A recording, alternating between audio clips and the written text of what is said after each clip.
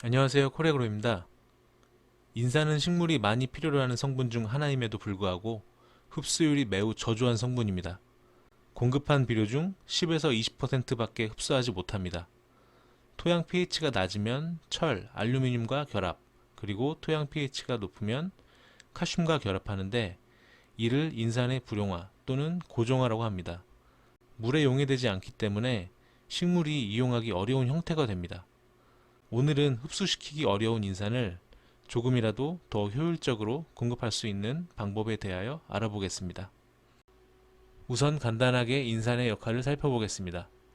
많은 분들이 간단하게 인산의 역할로 뿌리 비료라고 인식할 정도로 뿌리 발육에 매우 중요한 역할을 하는데요. 특히 뿌리가 잘 발달되어야 뿌리 끝에서 사이토키닌이라는 호르몬 생성이 많아지고 이는 열매나 구분 비대가 더욱 원활할 수 있게 해줍니다. 그리고 꽃눈부나 개화, 수정, 착과 등 생식 성장을 원활하게 해줍니다. 그리고 특히 수확물, 열매를 키우는 비료로 가리 비료만 생각하시는 분들이 많으신데요. 수확물이 딱 눈으로 봤을 때 좋은 품질로 보이려면 충분한 인산 공급은 필수입니다. 인산이 결핍되는 증상은 대표적으로 줄기나 잎이 자색으로 변하는 것을 볼 수가 있습니다. 근데 사실 이러한 결핍 증상은 발현되지 않는 경우도 굉장히 많이 있습니다. 그만큼 인산의 결핍은 알아차기 어려운 경우도 많은데요. 질소 공급에 신경 쓰고 햇빛이 부족하지도 않는 것 같은데 절간이 길고 웃자라면서 꽃이 충분히 피지 않고 영양성중 위주로 큰다면, 그리고 수확물의 크기가 너무 작고 상품성이 떨어진다면 인산의 결핍을 의심해 봐야 합니다. 인산 비료는 가용성과 구용성, 그리고 수용성 비료가 있습니다. 구용성은 뿔에서 나오는 물질로 녹여먹는 인산이고, 수용성 인산은 물에 녹여서 먹을 수 있는 인산입니다. 이러한 인산의 종류는 토양의 상태에 따라 살포해야 하는데요. 그리고 인산은 토양에서 이동성이 매우 적기 때문에 뿌리가 많이 분포하는 곳 위주로 시비되도록 하는 게 중요합니다. 그래서 인산은 추비 효과가 좋지 않기 때문에 대부분 기비로 사용합니다. 인산 비료를 좀 더 효과적으로 사용할 수 있는 방법을 알아보겠습니다. 토양과 작물마다 다르겠지만 세로 1군 땅을 제외하고는 토양에서 인산의 함량은 대부분 높은 수치를 나타냅니다. 이 사진의 처방서처럼 인산이 높은 경우에는 인산 비료 10일을 생략하고 처방서가 나옵니다. 하지만 인산이 이렇게 높다고 해도 이 토양에 있는 유효인산의 경우는 대부분 고정되어 있는 인산 성분으로 생육 초기 흡수하기 어려운 상태입니다. 착근 비료로서 표준 11형보다 적게 밑거름을 하시거나 점접이 있는 포장의 경우에는 수용성 인산을 관주해 주시는 것이 좋습니다. 그리고 토양12 처방서를 보면 대부분 인산질 비료에는 용성인비와 용가린으로 처방이 나오는데요. 두 비료 모두 구형성 인산 위주로 인산을 함유한 비료로 대부분의 토양에 효과적으로 사용할 수 있는 인산질 비료입니다. 용성인비는 알카리분이 40% 들어있기 때문에 pH가 낮은 토양에서 사용하시면 인산이 철이나 알루미늄과 같은 성분과 결합하는 것을 막아 좀 더 효과적으로 사용할 수가 있습니다. 다만 함유된 인산이 전부 구용성이기 때문에 오랫동안 인산을 공급할 수는 있지만 생육 초기 뿌리가 뻗기 전에는 흡수되기 어려운 단점이 있습니다. 그리고 또 이 용성인비를 사용하실 때는 토양 표면 위에 그대로 뿌리시는 것보다는 꼭 토양과 혼합해서 뿌리 주위에 주시는 게 좋습니다. 그리고 용가리는 용성인비와 과석을 이용하여 만든 비료로 용성인비와 다르게 수용성 인산을 함유하고 있어 초기 빠른 인산의 공급이 가능합니다. 용성인비와 다르게 알카리분이 없기 때문에 pH가 높은 토양에서는 용성인비보다 용가린을 사용하시는 게 좀 더 좋고요. 다만 유황이 함유되어 있기 때문에 토양 pH가 낮은 곳에서는 용성인비를 사용하시는 것이 좋습니다. 그럼 경우에 따라 어떤 인산 비료를 사용하는 게 좋을지 알아보도록 하겠습니다. 화산회토나 토양 pH가 낮은 곳은 수용성 인산의 경우 철, 알루미늄과 같은 성분과 결합, 고정화가 심하게 발생되기 때문에 구용성 인산 비료를 사용해야 합니다. 그리고 생육기간이 한 달 내로 짧은 작물들이나 그리고 인산이 많이 집적된 토양은 구용성 인산보다는 빠르게 흡수할 수 있는 수용성 인산 비료로 공급하는 것이 좋습니다. 그리고 생육기간이 긴 작물들은 초기 빠른 인산 공급과 꾸준한 인산 공급을 위해 수용성과 구용성이 혼합된 인산 비료가 좋습니다. 그렇다면 흡수율이 낮은 인산 비료의 흡수 증진과 인산 과잉 집적 해결 방안에 대해서 알아보도록 하겠습니다.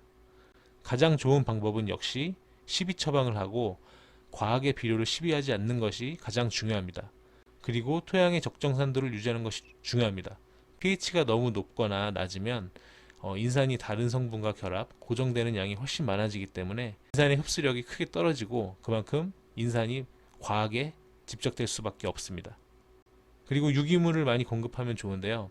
미생물이 유기물을 분해하는 과정에서 유기산이 발생되는데 이 유기산도 인산을 녹여서 식물이 흡수하는 데 도움이 됩니다. 그리고 전에 다른 영상에서도 제가 말씀을 드렸었는데 인산의 흡수 이용을 늘리려면 충분한 마그네슘 공급이 매우 중요합니다. 그리고 인산 비료의 흡수를 증진시킬 수 있는 또 다른 방법이 있습니다. 바로 암모늄 퇴질소 공급을 늘리는 것입니다. 왜 암모늄 퇴질소 이용을 늘리면 인산의 흡수가 좋아질까요? 질소는 식물이 가장 많이 흡수하는 성분입니다. 질산퇴질소와 암모늄 퇴질소 두 가지 중에서 질산퇴질소를 훨씬 많이 흡수하게 됩니다. 질산퇴질소와 인산은 같은 음전하를 띠면서 서로 흡수를 방해합니다. 하지만 질산퇴질소가 흡수할 수 있는 인산의 농도보다 압도적으로 많기 때문에 인산의 흡수가 저해될 수밖에 없는 구조입니다. 이와 달리 암모늄 퇴질소는 인산과 다른 양전하를 띠고 있기 때문에 상조작용으로 인산의 흡수를 증진시켜 줄 수가 있습니다. 그리고 암모늄 퇴질소의 흡수를 증진시키면 질산퇴질소 위주로 흡수할 때보다 뿌리 근처의 pH를 떨어뜨려 주는데요. 이는 토양에서 인산의 흡수량을 약 3배나 더 많이 흡수해 줄 수 있게 합니다. 하지만 식물에게 지속적인 암모늄 퇴질소 공급은 쉽지가 않습니다. 이는 한 비료학 책자의 내용인데요. 식물이 흡수하는 두 가지 질소 형태가 있는데 그중 암모니아 퇴질소는 토양에서 모두 미생물에 의해서 질산퇴질소로 변화하기 때문에 굳이 질소 비료를 사용할 때 종류를 고려하지 않아도 된다는 내용입니다. 방금 책자의 내용대로 토양의 어떠한 종류의 암모늄 퇴질소를 살포해도 토양에서는 미생물에 의하여 암모늄 퇴질소가 질산퇴질소로 변화하는 질산화가 발생합니다. 예를 들어서 음식물이 냉장고에 있던지 식탁 위에 있던지 시간이 경과하면 시간의 차이가 날 뿐이지 결국에는 미생물에 의해서 음식물들은 결국 상하게 되고 맙니다. 이 질산화 작용도 토양의 환경에 따라 시간이 달라질 뿐 미생물에 의해서 토양에서 무조건 발생하는 작용입니다. 즉 토양에 무슨 비료를 뿌려도 시간이 경과함에 따라 식물은 결국 질산퇴질소 위주로 흡수할 수밖에 없습니다.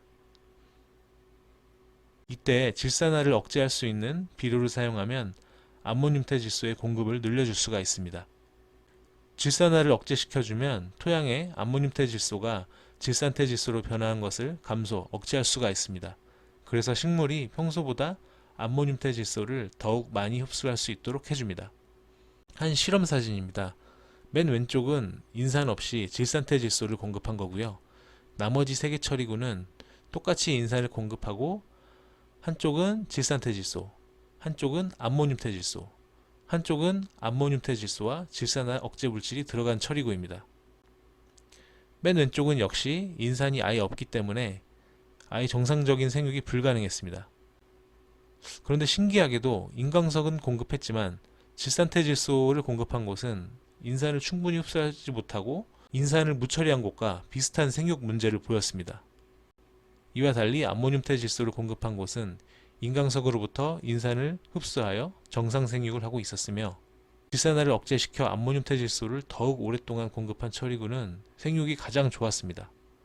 즉 토양에 풍부한 인산이 있어도 못 먹던 인산이 암모늄 퇴질소 공급으로 인산의 흡수가 가능해진 경우였습니다. 지금까지 인산의 효율적인 공급을 위한 내용을 간단하게 알아보았는데요. 사실 이러한 인산질 단비보다는 복합 비료를 사용하시는 분들이 훨씬 더 많을 겁니다. 방금 말씀드렸던 토양의 산도나 작기의 기간 등을 잘 고려하여 복합 비료에 함유된 인산의 형태가 구용성인지 수용성인지 등을 확인하시고 적용하시면 좋을 것 같습니다. 그리고 가장 중요한 토양 시비 처방 잊지 마시고 적정량의 인산을 공급해 주시는 것이 가장 중요합니다. 저희 코리아그로는 항상 여러분의 성공 농사를 기원합니다. 감사합니다.